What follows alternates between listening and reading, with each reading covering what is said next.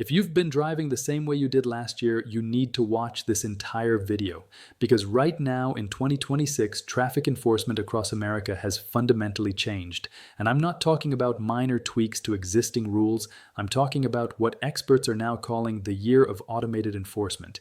Shifts in how laws are enforced, massive increases in fines, new technologies catching violations you didn't even know were illegal, and a complete overhaul of the point system that can trigger a license suspension before you even realize you've been caught. Before we dive in, do yourself a favor and hit that subscribe button. Why? Because these law changes are happening fast, enforcement is getting stricter, and most drivers have no idea what's changed until they get that ticket in the mail. I break down these updates so you stay informed, not surprised. Let's get into it. Here's what you need to understand first. There isn't one massive federal law that changed everything overnight. Instead, what's happening in 2026 is a coordinated trend across dozens of states. They're all tightening enforcement at the same time, using similar strategies, and targeting the same dangerous behaviors. States are focusing on three main areas: distracted driving, especially phone use, dangerous speeding in pedestrian zones, and driving under the influence. But here's the kicker. It's not just about new laws, it's about how existing laws are being enforced. Many states have ended their grace periods. For years, certain violations would get you a warning. Not anymore. Many states have shifted from secondary enforcement to primary enforcement, meaning cops can now pull you over for these violations alone, without needing another reason. And perhaps most importantly, technology is now doing the heavy lifting. Automated cameras, license plate readers, and AI-powered enforcement systems are catching violations 24/7 without a single officer present. The result? More tickets, higher fines, and consequences that can seriously impact your insurance rates, your driving record, and in some cases, your ability to drive at all. Let's break down the 10 most important changes you need to know about. Number 1, and this is huge, the death of the grace period for hands-free devices. As of 2026, the grace periods for hands-free laws have largely expired across the United States. Previously, many states practiced what's called secondary enforcement. That meant a cop had to pull you over for something else first, like speeding, and then they could cite you for phone use. That's over. Most states have now moved to primary enforcement under what some jurisdictions are calling the Zero Tolerance Distracted Driving Act. This means if an officer sees your hand on that phone, that alone is enough to pull you over and write you a ticket. Here's what you cannot do in most states. Hold your phone with any part of your body while driving, not your hand, not tucked between your shoulder and ear, not resting on your leg. The phone must be completely hands-free. You cannot read, compose, or send texts, emails, or any other messages. You cannot watch videos. You cannot scroll through social media. You cannot manually enter addresses into your GPS while driving. But here's what trips people up. They think, I'm at a red light, so it's okay. Wrong. In most states with primary enforcement, even touching your phone at a red light counts as a violation. The 2026 laws explicitly state that driving includes being stopped in traffic. The car is still running, you're still in the driver's seat, and you're still technically operating the vehicle. The only legal way to use your phone is through voice activation or a properly mounted device. And when I say properly mounted, I mean mounted on your dashboard or windshield in a way that doesn't obstruct your view. It cannot be in your lap. It cannot be in your hand. Period. Why the crackdown? Federal studies show that the growth of delivery services and rideshare driving has massively increased phone use while driving. In 2026, the penalties have shifted from simple slap-on-the-wrist fines to mandatory points. In New York, for instance, a single handheld device violation now carries 5 points. Remember, in the updated 2026 system, your license is flagged for suspension at just 10 points within a 24-month period. Fines for first-time offenses typically range from $250 to $500, but repeat offenses can hit $500 or more, plus points on your license. And those points? They can raise your insurance premiums by hundreds of dollars per year. Insurance carriers are now treating distracted driving with the same risk weight as a DUI. Bottom line, if you're driving, your phone should be mounted and controlled only by voice. Anything else puts you at risk. Law number 2. Automated traffic cameras are everywhere now, and they're catching violations you might never have gotten a ticket for before. In 2026, being caught by cameras for speeding or running a red light is becoming the norm rather than the exception. And here's what makes this different from traditional enforcement and what's absolutely critical you understand. If you get caught via camera, the ticket goes to whoever owns the car, regardless of who was driving. Let me repeat that. You don't have to be behind the wheel to get the ticket.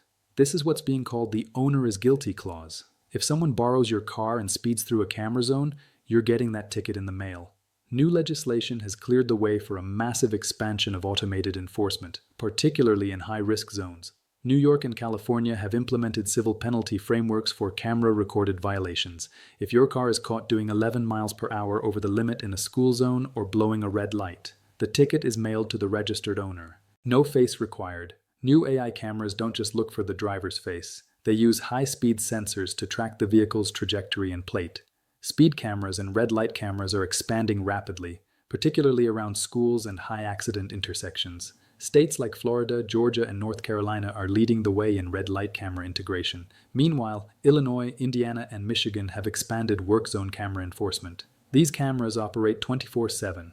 Unlike a police officer who works shifts, these systems never sleep. They're catching violations at midnight, on weekends, during holidays. It doesn't matter. And the technology is getting smarter. Newer systems can identify vehicles by license plate, calculate speed, determine if you ran a red light or rolled through a stop, and automatically generate a citation, all without human intervention. Here's where it gets expensive. If you regularly drive through the same camera-monitored intersection and you're consistently going 5 or 10 miles over the limit, you could rack up multiple tickets before you even realize what's happening. First violations in many areas result in warnings, but repeated offenses lead to fines that typically range from $100 to $400 per violation. And here's the license risk. While these were once non-moving civil fines, like a parking ticket, 2026 marks the shift where unpaid camera tickets lead to immediate registration holds and, eventually, license suspension for failure to respond. We are seeing speed safety pilot programs popping up on highways, not just in school zones. These cameras are active all day, every day, and they don't give warnings. Some states are also introducing hardship programs for lower-income drivers. California is leading a pilot program that adjusts speeding tickets based on your ability to pay. In cities like Los Angeles, San Francisco, and San Jose, automated speed cameras are now live. If you make less than 250% of the federal poverty level, your fine can be slashed by 50 to 80%. Eligible low-income drivers can also opt for community service instead of a cash payment to avoid the debt trap of traffic tickets. The best defense against automated enforcement? Simple. Follow the posted speed limits religiously, especially in school zones and construction areas. Come to complete stops at red lights, and be extra cautious around any intersection with visible cameras. Number 3, school zone regulations have changed, and this one is catching a lot of people off guard. In California and several other states, new laws are lowering school zone speed limits even further. Previously, most school zones had a 25 mile per hour limit. Now, cities and counties have the authority to lower that to 20 miles per hour in areas with high student foot traffic. But here's the critical detail. These changes require local approval and proper signage. That means you might be driving through a school zone where the limit was 25 miles per hour last year, and this year it's 20 miles per hour. If you're not paying attention to the signs, you won't know. This is arguably the most controversial change of 2026. Traditionally, school zones were only active when children were present or during specific morning and afternoon windows. That is no longer the case in 22 states. Under new 2026 legislation, school safety zones are being redefined as permanent low-speed zones. In cities like Seattle and New York, the speed cameras in these zones are now active 24 hours a day, 7 days a week, including summer break and holidays. The states argue that school playgrounds and tracks are used by the community year-round. But because these zones often drop the speed limit to 15 or 20 miles per hour, drivers accustomed to doing 35 miles per hour on a Sunday morning are being caught double speeding. These tickets often start at $150 per occurrence. And here's the license threat. If you commute through a school zone and don't realize the camera is active on weekends, you could theoretically rack up 4 or 5 tickets before the first one even arrives in the mail. In the 2026 system, this cluster of violations can trigger an automatic administrative review of your driving privileges. Combine this with automated camera enforcement, and you have a perfect storm for tickets. Parents dropping kids off, going slightly over the new lower limit multiple days per week, all getting caught on camera. Those $150 to $300 tickets add up incredibly fast. New Jersey, Massachusetts, and Connecticut specifically face high fines for school zone speeding violations. In some of these states, even a first offense in a school zone can result in fines exceeding $200. The reasoning behind these changes is solid. Lower speeds in school zones significantly reduce both the likelihood and severity of crashes involving children. The data clearly shows this saves lives, but as a driver, you need to be hyper-aware. Watch for new signage. Slow down earlier than you think you need to. And never assume you know what the limit is based on last year's memory. Law number 4. Move-over laws now include basically any vehicle stopped on the roadside. You probably already know about the traditional move-over law. When you see emergency vehicles, police, ambulances, fire trucks with flashing lights on the side of the road, You're required to move over a lane if possible, or slow down significantly if you can't. In 2026, 33 states have expanded this requirement, and it's not just for cops anymore. Now it applies to all vehicles stopped on the roadside with hazard lights on. That means tow trucks, maintenance vehicles, and yes, even regular passenger cars with their hazards on. Previously, you only had to move over for authorized emergency vehicles and tow trucks. Starting now, the law covers every stationary vehicle displaying hazard lights, flares, or cones. States like Ohio, Pennsylvania, Wisconsin, and Minnesota now have stricter move-over laws that specifically include all vehicles with hazard lights. The logic makes sense. Anyone stopped on the side of a highway is vulnerable, whether they're a police officer or a stranded motorist.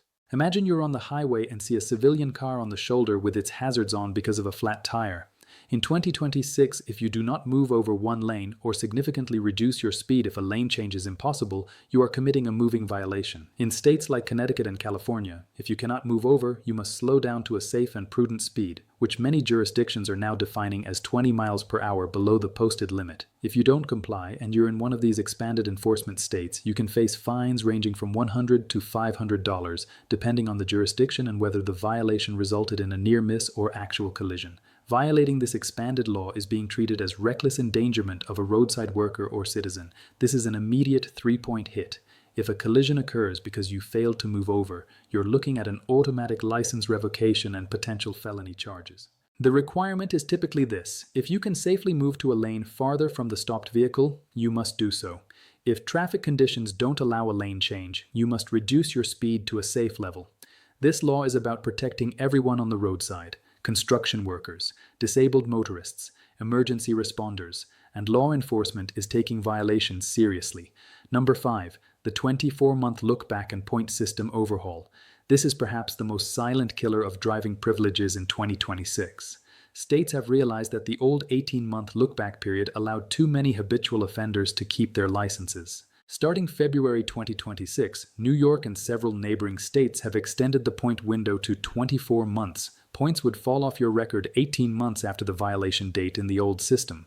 In the 2026 system, points now stay active for 2 full years. This means a minor speeding ticket from early 2024 can now combine with a seatbelt violation in late 2025 to trigger a suspension review in 2026. Tennessee, South Carolina, Alabama, Mississippi, and Louisiana have all updated their point systems. Generally speaking, violations now carry heavier point penalties than before, and the threshold for license suspension has been lowered in some states. Why do points matter? Because points are how your state tracks your driving record, and they directly affect 3 things: your insurance rates, your risk of license suspension, and your eligibility for certain violations diversion programs. Each state has its own point system, but typically speeding violations carry 2 to 6 points depending on how much over the limit you were going. Reckless driving carries 4 to 8 points. DUI violations carry 6 to 12 points. At-fault accidents carry points based on severity. The 2026 laws have also increased the point values for everyday mistakes. Speeding 1 to 10 miles per hour over now carries more weight than before in the internal DMV risk algorithms. Failure to yield to pedestrians has been bumped to a major infraction in urban centers, often resulting in 4 points in a single go. Accumulate too many points within a certain time frame, usually 12 to 24 months, and you face license suspension or mandatory traffic school. But here's what's new. Because distracted driving violations now carry heavier point weights in many states, a single cell phone ticket could add 3 to 5 points to your record. Combine that with a speeding ticket and a minor accident, and you could be looking at suspension within a year. Insurance companies also use points to calculate your premiums. More points equal higher risk, which equals higher costs. In some cases, just 1 or 2 violations could raise your insurance by 20 to 40%. The logic is simple. The states want to clear the roads of frequent flyers, drivers who aren't necessarily criminals, but who consistently ignore the small rules. Under the 24-month window, your margin for error has effectively disappeared. Number 6. DUI enforcement has gotten creative and the consequences more severe. States are taking different approaches, but they're all getting tougher. The long-discussed move to a lower blood alcohol concentration is finally hitting the pavement. Washington State is leading the charge. Starting July 1, 2026, the legal limit drops from 0.08% to 0.05%. For most people, this means one and done at dinner is the new safe bet. Washington joins Utah, and several other states are currently debating similar bills. The federal NTSB is pushing for this to become the national standard. Utah has implemented one of the most unique DUI enforcement strategies in the country. People convicted of extreme DUI, defined as a blood or breath alcohol content of 0.16 or higher, more than double the legal limit, must surrender their driver's licenses. When they get a replacement ID, it bears a prominent red stripe on the front, alongside the words "No Alcohol Sale." But it goes further.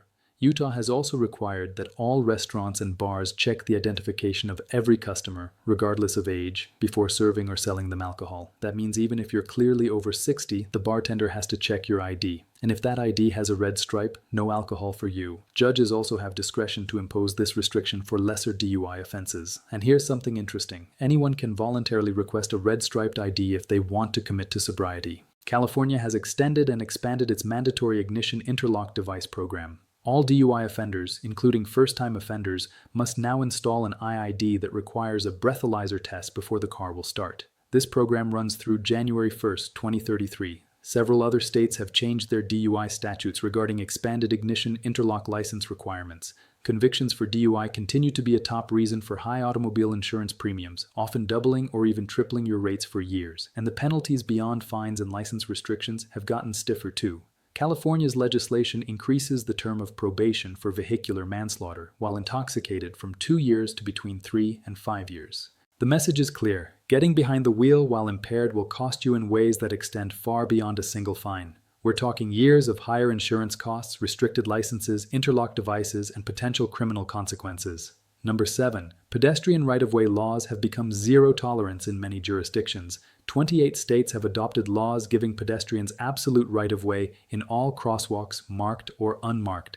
This represents a significant cultural shift in how we think about crosswalks. Here's what this means in practice. If a pedestrian is anywhere near a crosswalk, even if they're just standing on the curb looking like they might cross, you legally have to stop and let them cross. You cannot wave them through. You cannot inch forward to encourage them to hurry. You have to stop completely and wait for them to fully cross. If you don't, and a police officer sees it, you're getting a ticket that typically starts at $300, but in some states, if you fail to yield to a pedestrian and it's caught on camera or reported by a witness, you can face points on your license and even mandatory traffic school. The law is designed to protect pedestrians, especially in urban areas where crosswalk accidents have been rising. But for drivers, it means you need to be way more aware and cautious at every intersection. Approach every crosswalk prepared to stop.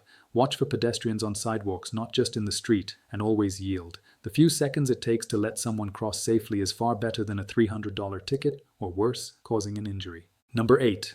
The silent right turn on red bans. For decades, the right on red was a staple of American driving. It kept traffic moving and felt like a common-sense efficiency. But in 2026, we are seeing the most aggressive rollback of this privilege in history.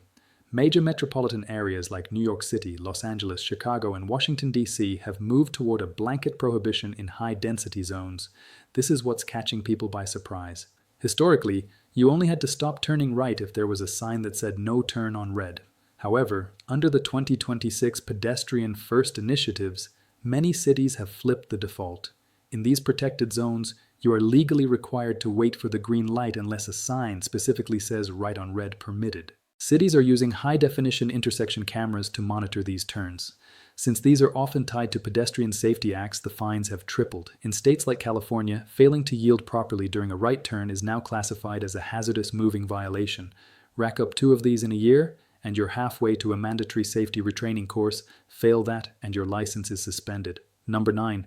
Left lane camping is now a serious violation. We've all been stuck behind someone doing the speed limit in the far left lane while a line of cars builds up behind them.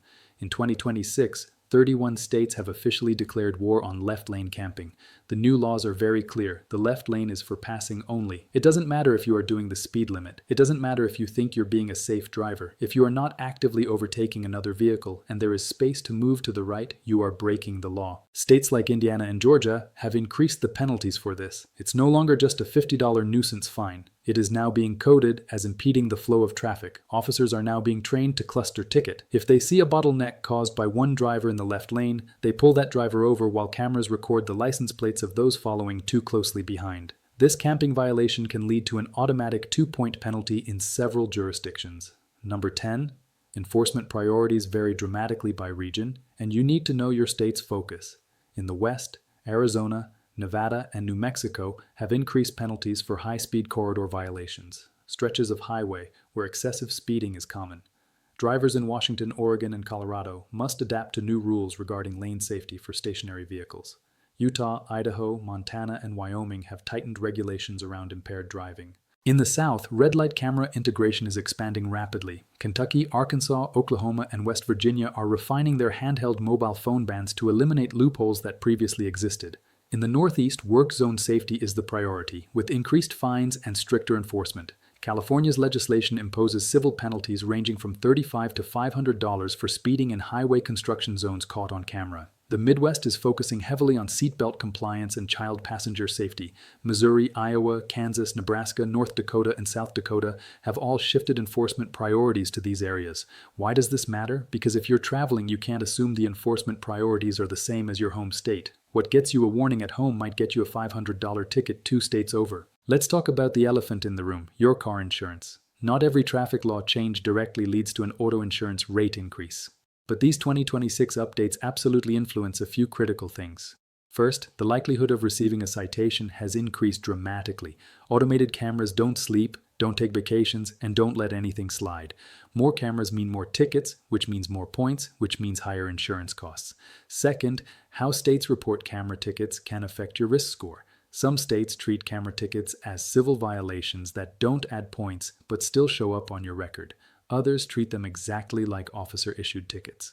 Third, critical infractions such as DUI or speeding in school zones might cause an insurance company to flat-out refuse to renew your policy. If you lose your current insurer due to violations, you'll be forced into high-risk insurance pools where rates can be 2 to 3 times higher. One analysis found that a single distracted driving ticket can raise your insurance premiums by 15 to 30%, depending on your insurer and state. A DUI? You're looking at rate increases of 100% or more for at least 3 years. And here's something most people don't realize.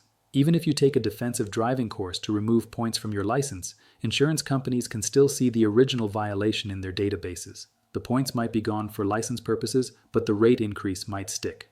Okay, so we've covered a lot. But what do you actually need to do? First, take 15 minutes today to look up your specific state's current laws. Go to your state DMV website. They have updated information on all these changes, and most of it is written in plain language you can actually understand. Second, adjust your driving habits immediately. Mount your phone properly. Slow down in school zones. Pay attention to new signs. Be hyper-aware around pedestrians. Use your hazards if you're stopped on the roadside. Stay out of the left lane unless you're actively passing. Third, if you're shopping for a car, prioritize vehicles with integrated hands-free technology. Bluetooth connectivity, voice-activated systems, and steering wheel controls aren't just conveniences anymore, they're compliance tools. Fourth, check your insurance policy. Make sure you have adequate coverage and ask your agent about defensive driving courses or telematics programs that might lower your rates. Fifth, if you get a ticket, don't just pay it automatically. In many states, you have options. Traffic school to avoid points, negotiating the charge down, or in some cases, contesting it. A traffic attorney can often save you hundreds in insurance increases over time, even if their fee seems high up front. Finally, stay informed. These laws are evolving constantly. What's true today might change in 6 months. Subscribe to this channel so you get updates as they happen, not months later when you're already facing consequences. Here's the bottom line. 2026 represents one of the strictest traffic enforcement shifts in recent U.S. history. It's not one big change. It's dozens of coordinated changes happening simultaneously across most states. Stricter hands-free enforcement, expanded automated cameras, heavier fines, more points, longer look-back periods, tougher DUI consequences, regional priorities that vary by state. The goal of all these changes is legitimate, reducing traffic deaths and serious injuries caused by distracted driving, speeding, and impaired driving. The data shows these behaviors kill tens of thousands of people every year. These laws will save lives. But as a driver, ignorance is not a defense. I didn't know won't prevent the ticket, won't save your license, and won't stop your insurance from doubling. The drivers who thrive under these new rules are the ones who stay informed, adjust their behavior, and take these laws seriously from day one. If this video helped you understand what's changed and what you need to do 2 things. Hit that like button and subscribe to this channel. I break down these law changes, enforcement trends, and money-saving strategies so you can stay ahead of the curve. Knowledge is your best protection against tickets, points, and skyrocketing insurance rates. Thanks for watching. Drive safe, drive smart, and I'll see you in the next video.